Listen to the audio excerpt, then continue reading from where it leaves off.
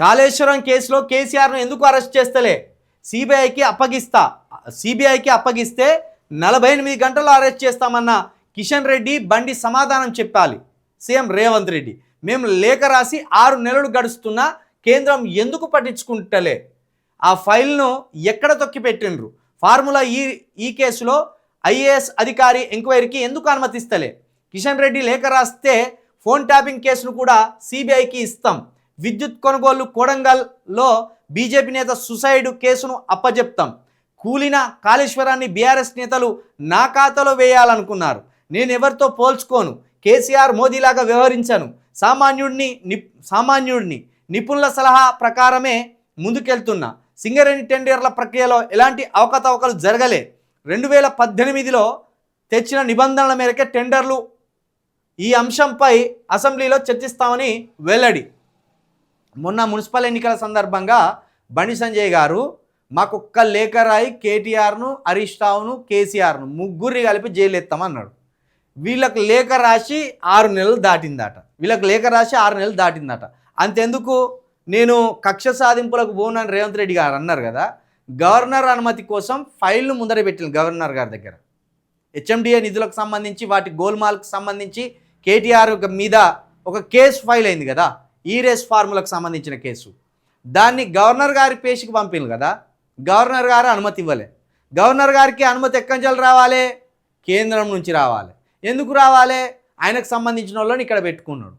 అంటే ఈ కేసును మొత్తానికి ఆపుతున్నది బీజేపీ అని రేవంత్ రెడ్డి గారు మరొకసారి చెప్పినట్టు అయింది. కాబట్టి కేసీఆర్ను, కేటీఆర్ను, హరీష్ రావును కాపాడుతున్నది బీజేపీ బీఆర్ఎస్ రెండు ఒకటే అనేది రేవంత్ రెడ్డి గారి మాటల ద్వారా అర్థమైంది. ఎందుకంటే రేవంత్ రెడ్డి గారు కేంద్రానికి లేఖ రాసి 6 నెలలు అవుతుందట.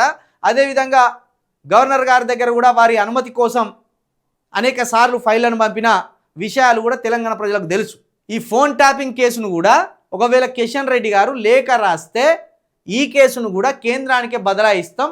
మరి ఆ కేసులో అయినా మీరు ఆధారాలు సేకరించి అప్పుడైనా కేసీఆర్ను, కేటీఆర్ను జైలు వేస్తారా అని ఒక ప్రశ్నను కూడా రేవంత్ రెడ్డి గారు కిషన్ రెడ్డి గారి ముందర పెట్టడం జరిగింది.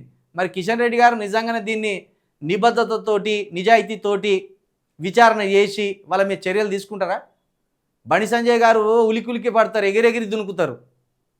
6 నెలలు అవుతుందట. ఎందుకు మరి కనీసం ఆ కేసును పట్టించుకుంటలేరు మీరు? కాళేశ్వరానికి సంబంధించిన కేసును అంటే మీకు లావాదేవీలు, ఒప్పందాలు ఉన్నట్టే కదా. ఏమంటారు, నేను సామాన్యుణ్ణి, నిపుణుల సలహా ప్రకారమే ముందుకెళ్తున్నా. ఏమో అయ్యా, ఏ నిపుణుల సలహా ప్రకారమే ముందుకెళ్తాను? నువ్వు కూడా ప్రజలకు దూరం అవుతున్నావు. ఇప్పుడు రైతు భరోసా ఇవ్వకుండా రైతులను గోసపెట్టినావు, ఎరువులు ఇవ్వకుండా రైతులను గోసపెట్టినావు. నిరుద్యోగులకు సంబంధించి జాబ్ క్యాలెండర్ ఏది అంటే ఏ నిపుణుల సలహా తీసుకున్నావు జాబ్ క్యాలెండర్ కోసం? ఎందుకే లేదు జాబ్ క్యాలెండరు?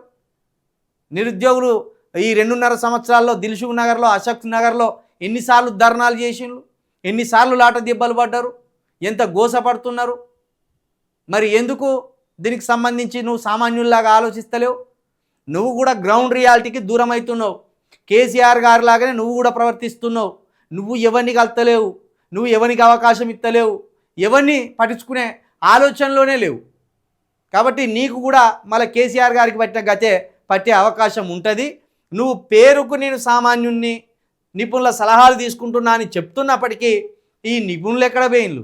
విద్యాశాఖకు సంబంధించిన సలహాదారుడు ఆకునూరి మురళి అన్నాడు, ఏడ కనబడతాడు? ఏ విద్యార్థికి సంబంధించి బాధలను ఆయన మీకు చేరవేస్తాడు? ఏ నిరుద్యోగునికి సంబంధించిన సలహాలను చేరవేస్తాడు? మొత్తం భారతదేశంలోనే సర్కారు బడులు మూతబడిన దాంట్లో తెలంగాణ నెంబర్ 1లో ఉన్నదట. సర్కారు బడులు మూతేయడంలో. మరి దీనికి సంబంధించి ఒక కమిటీలో వేసినావు కదా, నువ్వు విద్యా నిపుణులకు సంబంధించిన కమిటీ వేసినావు కదా, దానికి ఆకునూరి మురళి గారిని పెట్టినావు కదా. మరి ఏడి ఆకునూరి మురళి ఏడి, మీరేడి, ఈ విద్యాశాఖ మంత్రి ఏడి? ఏడవా ఇవన్నీ? కాబట్టి నువ్వు సామాన్యుని కాదు, కేసీఆర్ మించిన వ్యక్తిగా నువ్వు ప్రవర్తించే ఆలోచనలు కూడా చేస్తున్నావు. నువ్వు ఎవరితోటి పోల్చుకుంటే మాకేంది, పోల్చుకోకపోతే మాకేంది వచ్చింది? నువ్వు కేసీఆర్తో పోల్చుకుంటే కేసీఆర్ లాగా నువ్వు చెడిపోతావు, మోడీతో పోల్చుకుంటే మోడీలాగా నువ్వు చెడిపోతావు. ఒకనేమో మతపిచ్చి, ఒకనికేమో అహంకారి, ఒకైనా జనాలతోటే మాట్లాడు, ఒకైనా ప్రెస్ మీట్ ముందుకే రాడు. మోడీ ప్రెస్ మీట్ ముందుకు రాడు, కేసీఆర్ జనాలతో వచ్చి కలవడు. వాళ్ళతో నువ్వెందుకు పోల్చుకున్నాడు? నువ్వు చంద్రబాబు నాయుడుతో పోల్చుకో, బాగుంటుంది ఇంకా. ఎందుకంటే ఆయనకంటే నువ్వే ఎక్కువ ఎన్టీఆర్కు సొంత బంధువులాగా ఫీల్ అవుతాను. ప్రజల నాడి పట్టుకున్నా. ఏ డాక్టర్వా? ఎప్పుడు పట్టుకుంటివి మా నాడి? తెలంగాణ ప్రజల నాడి పట్టుకోవడంలో నువ్వు ఫెయిల్ అవుతున్నావు. తెలంగాణ ప్రజల ఆశలను ఆకాంక్షలను నెరవేర్చడంలో ఫెయిల్ అవుతున్నావు. తెలంగాణ ప్రజలు నీ మీద ఆగ్రహం వచ్చేలాగా ప్రవర్తిస్తున్నావు.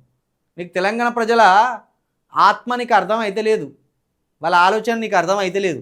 నీకు నువ్వు అంటున్నావు, కాకపోతే ఓటర్ల నాడి పట్టుకోవడంలో కొంత మెరుగుపడ్డావు నువ్వు.